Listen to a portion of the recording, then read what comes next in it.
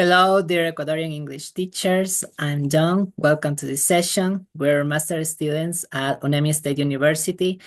It's a pleasure to share with you some knowledge about linguistics and language acquisition.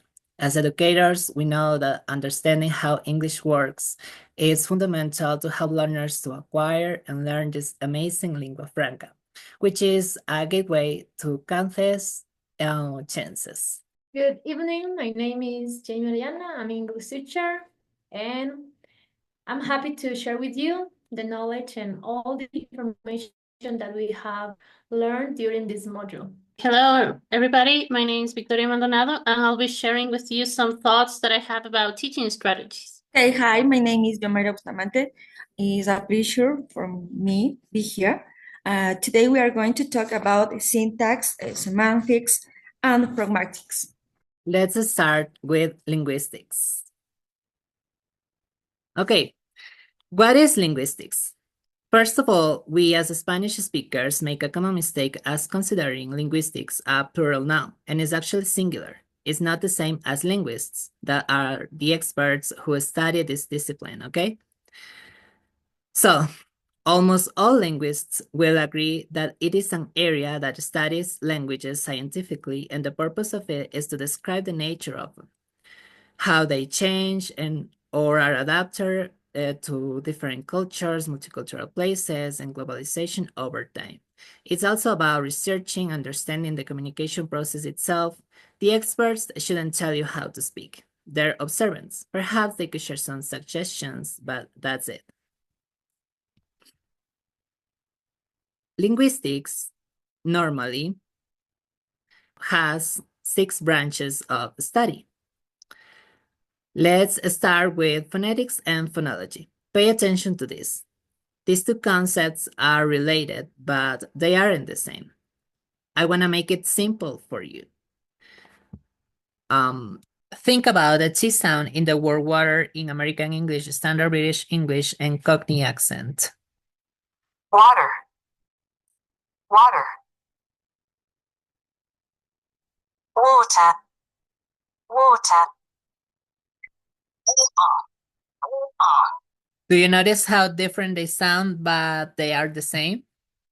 So basically, phonetics study every individual sound. Now, regarding to phonology, think about the words wall and well.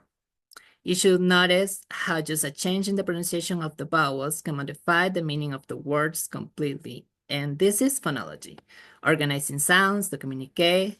How could it help the students? There are many advantages, but I would like to highlight that their listening and speaking skills will improve a lot if you implement the right strategies according to phonology rules and how the sounds are produced in our vocal tract. When I was a teenager, I asked myself, what will I do if I have to recognize if a sentence means what I think it is or not? For example, if my cousin would tell me, buy me a toy ship, please, or buy me a toy sheep, please. If I don't know the difference, I probably won't get the right message and might end up buying the wrong toy. Morphology. Thanks to morphology, you can understand how the words are formed. You will be fascinated to know that there are small parts of a word or small words that form new words. For example, by adding the prefix inter, that means among, to the word act, we get interact. So it means act among living or non-living entities. Imagine the possibilities that your students will have after learning this to enhance their vocabulary and get to a new level. Listen to what she's saying. The thing is, I was in her dressing room and I was like, there was only a little curtain separating us while she's having her makeup done, and I started like going, I don't think I can do this. I don't think I can do this. And she would have heard it all. And then she popped out. So Did you get what she said? If I turn on the captions, is it better for you to understand? The thing thing is, I was in her dressing room and I was like, there was only a little curtain separating us while she's having her makeup done, and I started like going, I don't think I can do this, I don't think I can do this, and she would have heard it all, and then she popped out, so I put. Like the amazing Dr. Stephen Krashen said, we only acquire a language when we comprehend. If we don't comprehend the words and its meaning, we're wasting time. So that's it. Thank you so much. Here are some resources where I found important and amazing information. It would be great if you dive into this to foster your knowledge, and maybe it could be a motivation for you to reflect on what you're doing wrong to transform and adapt your educational process. Keep investigating. I'm going to talk to you about syntax, semantics, and pragmatics. Syntax is all about the structure of settings. It's the set of rules that govern how words are combined to form phrases, clauses, and sentences. Word order. English is a subject, verb, object, SVO language. Okay, syntax examples are important. Examples and why this matter. Examples, changing structure, changing meaning. For example, the dog beat the man versus the man beat the dog. Another example, who is the president of the United States? It's correct. Versus the United States, the president of who is incorrect. Semantics, the meaning of words and settings. What is? Semantics is the study of meaning in language. It's about the meaning of words, phrases, settings, and even large text. It looks at the relationship between words and the real world, and how we understand what words refers to. For example, the song is bright. He is the song of my life. Or, I am going to the bank. Do you mean to a financial institution or at the Raven Bank? Let's continue with pragmatics. The context. Why the pieces are chosen or how they're interpreted. What is this? Pragmatic is the study of how context contribute to meaning. It's about how people actually use language in real-world situations and how listeners interpret what is said based on the situation. The example, it's hot in here.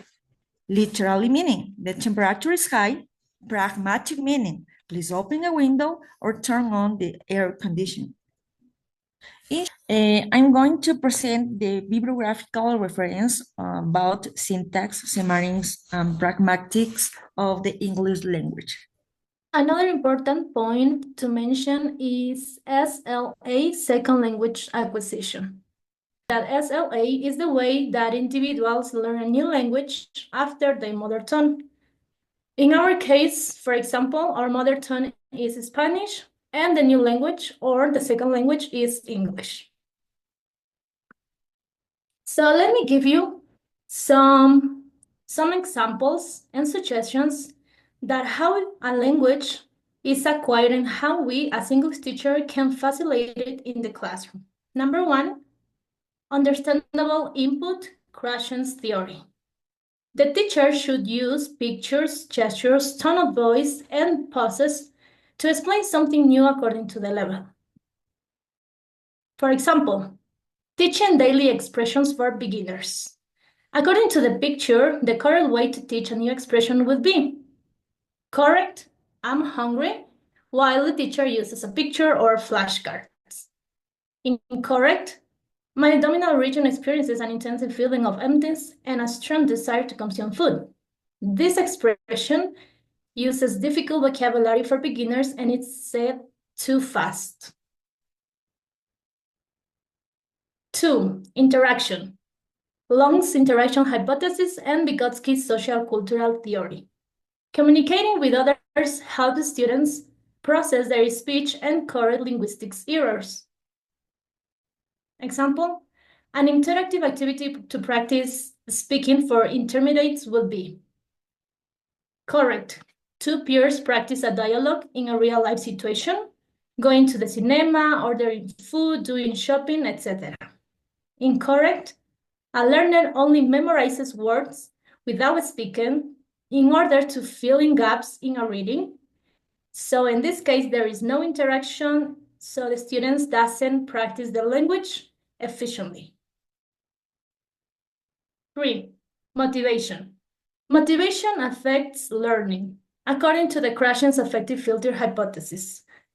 If learners are not emotionally motivated due to stress, depression, nerves, or problems, their learning is slower.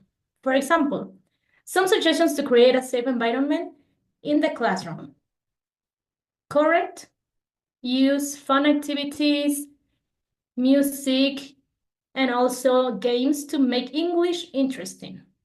To conclude, and as a final thought, if you're an English teacher of children, teenagers, or adults, and you want them to successfully acquire the language, keep in mind that learning must be comprehensible, interactive, and motivational. To get more information about SLA, check the bibliography reference that is shown here. I'm going to talk about some teaching strategies. Teaching strategies are a vast subject, and there is a lot to say about them. So in this lesson of our master's degree, we have talked about neuropsychology and second language acquisition. So we've learned about the linguistic input and all the stages that students need to go through to acquire a second language. So this all depends on providing the right conditions for students to be motivated and enjoy learning English. This is to say that, well, besides everything we have learned from Janine, I realized that as teachers, sometimes we forget the basics. I mean, when we create a lesson plan, we take into account maybe the different intelligence of our students or the learning styles that exist for them, not to achieve only the class objective. But I'm going to share some strategies I think are really useful for us in the classroom, like reading. It's important to make it personal, like thinking of reading cycles where students choose their own books and lead discussions based on their interpretations of the books, like making them reading detectives, analyzing for grammar, and maybe giving them some wrong written text and making them search for mistakes. Okay, moving on to writing. Writing, I think students must have authentic tasks, and Hosing in this scientific article that he wrote like 45 years ago, it was so good because he gave a lot of examples on how we can do this.